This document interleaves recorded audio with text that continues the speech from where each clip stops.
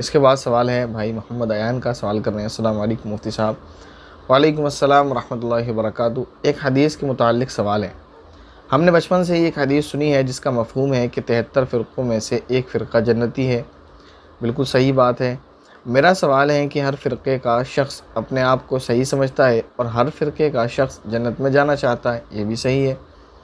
मिसाल के तौर पर दो अलग अलग फ़िरक़े के लोग हैं। मान लीजिए एक जन्नती फ़िरक़े से पर दोनों नमाज के पाबंद हैं, तमाम फ़र्द और वाजिबात अदा करते हैं, अपने हिफ्ज़ के लिए मसलक नहीं बदलते, कबीरा गुनाहों से भी बचते हैं, सुन्नतों का एहतमाम करते हैं और इख्तिलाफ़ी मसलों में एहतियात का पहलू अपनाते हैं, तो क्या अल्लाह एक बंदे को जन्नत में और दूसरे को जहन्नम में डाल देंगे क्योंकि वह जन्नती फ़िरक़े से नहीं था?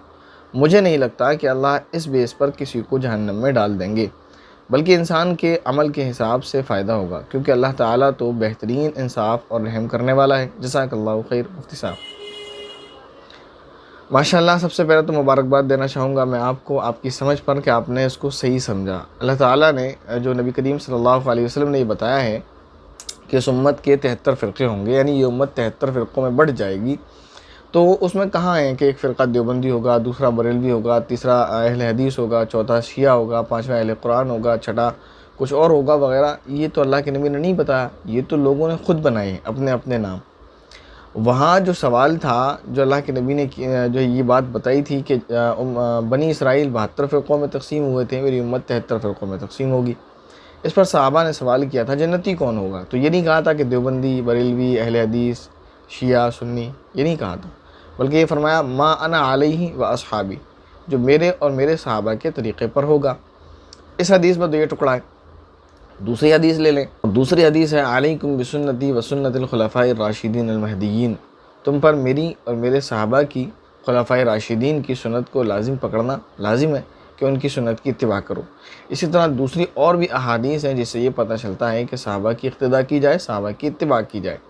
तो आपने जो कहा कि एक शख्स है, मसलन मान लेते हैं वो बरेलवी फ़िरक़े से है और दूसरा शख्स है वो अहले हदीस फ़िरक़े से है, लेकिन दोनों सुन्नतों के पाबंद हैं, दोनों नमाज़ों के पाबंद हैं, दोनों गुनाहों से बचते हैं, तो याद रखें सिर्फ इस वजह से इनमें से कोई एक जहन्नम में नहीं जाएगा कि उसका फ़िरक़ा अलग है। मैं तो सिर्फ दो ही नाम मिसाल के तौर पर आपसे लिए, या आप देवबंदी बरेलवी मान लें, लेकिन इस वजह से वो जहन्नम में नहीं जाएगा कि वो बरेलवी तो जहन्नम में चला जाए, ये देवबंदी तो जहन्नम में चला जाए। अगर उसके अमाल ठीक हैं, अकायद ठीक है, तो वह जन्नत में जाएगा, चाहे वो दुनिया में अपने आप को किसी से भी मंसूब करता हो। लेकिन एक चीज़ समझ लें आप, जैसे मैं एक बात बताऊँ आपको, शिया फ़िरक़ा है, इसमें भी अगर कोई शख्स ऐसा है जो सुन्नतों का पाबंद है, नमाज़ों का पाबंद है, गुनाहों से बचता है, अकायद उसके दोस्त हैं, तब वो जन्नत में जाएगा।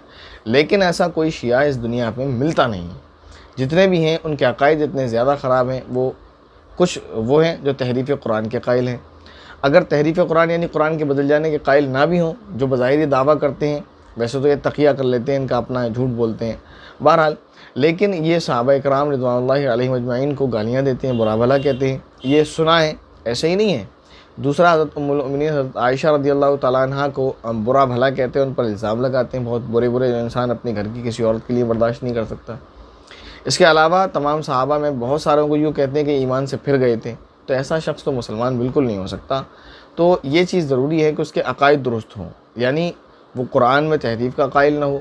हज़रत अली को हज़रत उमर, हज़रत अबू बकर सिद्दीक़ रज़ियल्लाहु तआला अन्हु पर फ़ज़ीलत देकर हज़रत उमर रज़ियल्लाहु तआला अन्हु को गालियाँ ना देता हो, हज़रत अली रज़ियल्लाहु तआला अन्हु को इससे ज़्यादा ना बढ़ाता हो। बाज़ शिया ज़ाकिरों को मैंने ख़ुद सुना है कि वो हज़रत अली को अल्लाह के बराबर बल्कि उससे भी ऊपर ले गए। एक शिया है, उसको मैंने ये कहते हुए सुना कि अली तमाम अम्बिया से अफजल हैं। एक शिया ज़ाकिर को मैंने ये कहते हुए सुना कि अली अल्लाह का खालिक है, यानी अली ने ही अल्लाह को बनाया और अल्लाह अली से नीचे है। तो इनकी ये अकायद है, तो गड़बड़ है मामला। इसी तरह अगर कोई अपने आप को बरेलवी फ़िरक़े से मंसूब करता है कि मैं बरेलवी हूँ, लेकिन वो नमाज़ों का पाबंद है, सुन्नतों की इत्तिबा करता है, गुनाहों को छोड़ता है, कब्रों पर जाकर मन्नतें नहीं मांगता, वहाँ जाकर सजदे नहीं करता और किसी भी तरह के शिरकिया अमाल में मुब्तला नहीं है, तो वो भी जन्नत में जाएगा। तो मसला ये नहीं है कि इंसान किस फ़िरक़े से ताल्लुक़ रखता है। तो महज़ अगर इंसान अपने आप को दुनिया में किसी भी फ़िरक़े से मंसूब करता है, तो इस बिना पर वो जहन्नम में नहीं जाएगा। अगर उसके अकायद और अमाल दुरुस्त हैं तो वो जन्नत में जाएगा। ख्वाब वो अपने फ़िरक़े का ताल्लुक़ अपने आप को किसी भी फ़िरक़े से मुताल्लिक़ रखता हो, और अगर उसके अमाल दुरुस्त नहीं है तो फिर वो अपने आप को किसी भी फ़िरक़े का कह ले, जन्नत में नहीं जाएगा। ख़ुलासा ये निकला कि एक ही फ़िरक़े के बाज़ लोग जन्नत में जाएंगे और बाज़ लोग जहन्नम में जाएंगे। समझ आया? फ़िरक़े से मुराद यहाँ ये ग्रुप नहीं है जो लोगों ने बना लिए हैं।